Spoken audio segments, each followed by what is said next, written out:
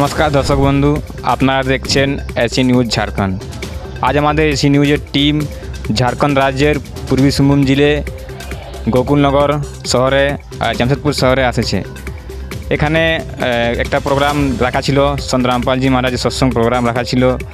আসুন জানবার প্রয়ত্ন করছেন কি সৎসঙ্গে কী খাস ছিল। নমস্কার স্যার। সৎ সাহেব, তোমার কি নাম? হিমাংশু দাস। স্যার তুমি কোথা থেকে এসেছো? আমি পূর্বী সিংভূম জেলা বড়বিল গ্রাম থেকে এসেছি। স্যার আমাকে বাতান এখানে কি প্রোগ্রাম রাখা ছিল? আমি সর্বপ্রথম এসএ নিউজ চ্যানেলওয়ালাকে আমি একটু ধন্যবাদ দিতে চাই যে গুরুদেবের এই যে নাম প্রচার চলছে, উনি এইখানে নাম প্রচার করছেন, এটার জন্য আমরা খুব কৃতজ্ঞ। আচ্ছা, এখানে কি প্রোগ্রাম রাখা ছিল? কোথা কোথা লোক আসেনছিলেন? কত প্রোগ্রামের রাখার উদ্দেশ্যটা কি? আমি গুরুদেবের একটা শুভ বাণী দিয়ে আমি শুরু করছি।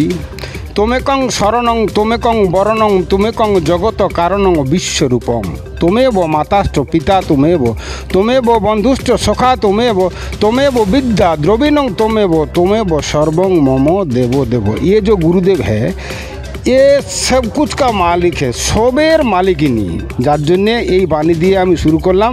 এখন গুরুদেবের যা আমাদেরকে যা শিখাচ্ছেন, যে পথে উনি নিয়ে যাচ্ছেন আমাদের ভক্তি মার্গে, সেই ভক্তি মার্গের আমরা কিছু কথা আমি বক্তব্য বলতে চাই। উনি আমাদেরকে শিখাচ্ছেন যে মানুষ্য জন্মটা হচ্ছে অতি দুর্লভ, এটা পাওয়া যায় না, মানে খুবই মানে কি যে আমাদের বাংলা ভাষায় একটা কথা আছে, অতীব দুর্লভ এই মানুষ্য জন্ম, আর সকল জীব দেখো সকলই অধম। মানে এই যে মানুষ জন্মটা এটা সত্যিকারে পাওয়া যায় না, এটি দুর্লভ ব্যাপার। যার জন্যে উনি এই সময় এসেছেন সদ্গুরু হিসাবে, উনি সবাইকে নাম দীক্ষা দিচ্ছেন।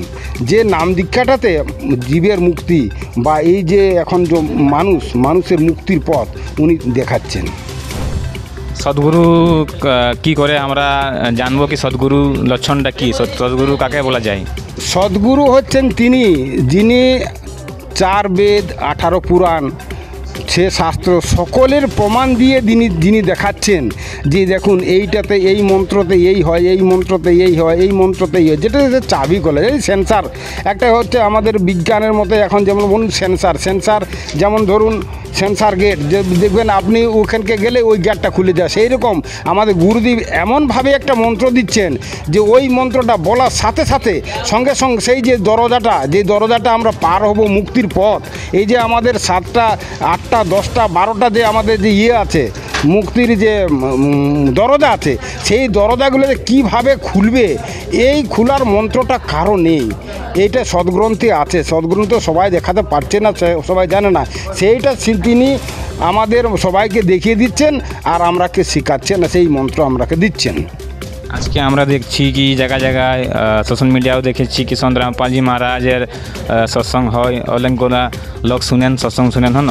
তো সৎসঙ্গের এই এমন রাখার উদ্দেশ্যটা কি? সৎসঙ্গের মূল উদ্দেশ্য রাখবারটা কি? সৎসঙ্গ কথার অর্থ হচ্ছে যেখানে সত্যের সাধনা সত্যের আলোচনা হয় তাকে সৎসঙ্গ বলা হয়। সৎসঙ্গ যতগুলো যে ধর্মগুরু এখন বর্তমান আমাদের দেশের মধ্যে ভারতের মধ্যে আছে, তাদের মধ্যে সৎসঙ্গ নেই। তারা নিজের এক একটা দোকান খুলে রেখেছে, সেই দোকানের মাধ্যমে লোককে বোকা বানিয়ে তারা আপনার পেট চালাচ্ছে। যেমন ধরুন ওরা রাধে রাধে শ্যাম মিলাদে, হরে কৃষ্ণ কৃষ্ণ কৃষ্ণ হরে হরে, হরে রাম রাম রাম হরে হরে। আচ্ছা বলুন, এই যে মন্ত্রগুলা দিয়ে ওনারা দীক্ষা দিচ্ছেন, এগুলোর কি কোনো জায়গায় কোনো সদ্গ্রন্থে কি লেখা আছে? তারা কি করছে, নিজেরা মন মানা রূপে নিজেদের মত দিয়ে তারা কিছু এইরকমভাবে ভক্তদেরকে মানে বেঁধে রেখেছে, ওরাকে কোথাও যেতে দিচ্ছে না, আর ওরা মানে ভোটকে ওইখানে রয়ে যাচ্ছে, যার জন্য ওদের অনেক দুর্গতি হচ্ছে, ওরা তো বুঝতে পারছে না। কিন্তু একদিন একটা এমন দিন আসবে সবাইকে ভুল বুঝতে হবে। আর এই যে আমাদের গুরুদেব সন্ত রামপাল মহারাজজি, উনি যে এই যে পুস্তক বই বিতরণ করছেন, এই বইয়ের ভিতরে সব রকম সব সমস্যা সব সমাধান এখানে দেওয়া আছে। এইখানে সৎসঙ্গ শুনলে আর ওই বই পড়লে সব পাওয়া যাবে। ঠিক আছে স্যার, আপনার বহুত বহুত ধন্যবাদ আমাদের চ্যানেল জানকারি দেওয়ার জন্য। সৎ সাহেব।